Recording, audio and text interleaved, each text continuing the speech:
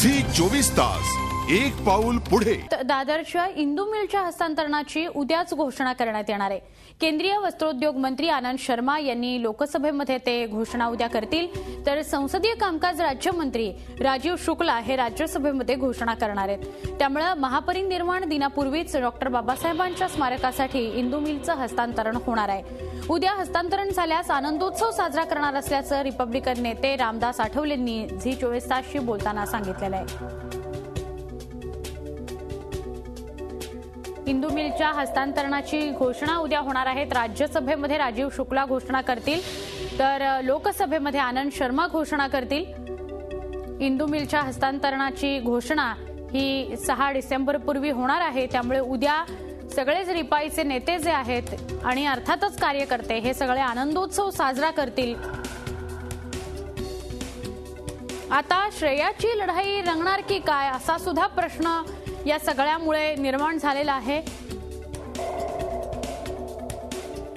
उद्या इंदू मिलच्या हस्तांतरणाची घोषणा होणार आहे आणि महापरिनिर्वाण दिनापूर्वीच हस्तांतरणाची घोषणा होणार असल्या कारणानं आनंदोत्सव साजरा केला जाईल असं आठवले आणि त्यांच्या कार्यकर्त्यांनी म्हटलेलं आहे।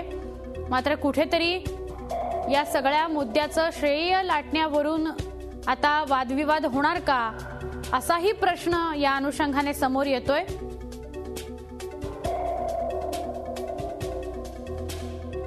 राज्यसभेमध्ये राजीव शुक्ला घोषणा करणार आहेत, तर लोकसभेमध्ये आनंद शर्मा उद्या या संदर्भातली घोषणा करतील।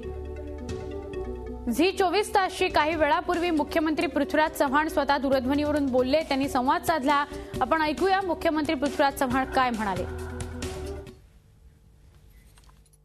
मला वाटतं यामध्ये सर्वात जास्त डॉक्टर मनमोहन सिंग आणि काँग्रेस अध्यक्ष सोनिया गांधी यांची त्यामध्ये वरदास्त होता की हे झालं पाहिजे आणि त्यामध्ये ज्या काही तांत्रिक अडचणी होत्या त्या मी सोडवल्यात। त्यामुळे कुठेही कायदेशीर त्याला अडचणी पुढे मागे येऊ नये, कुणी कोर्टात काही धाव घेऊ नये याच्याबद्दल आम्ही काळजी घेण्याचा प्रयत्न केलेला आहे।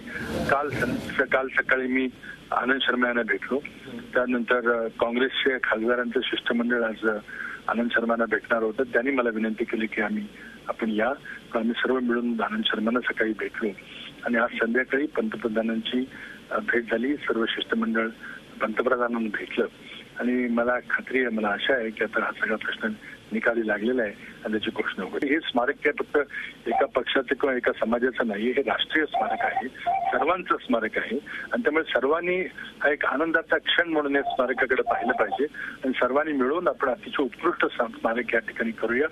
आज तांत्रिक अडचणी सगळ्या दूर झालेल्या आहेत। केंद्र सरकारने जमीन हस्तांतर करण्याचा निर्णय घेतलेला ही फार मोठी घटना आहे। झी 24 तास एक पाऊल पुढे।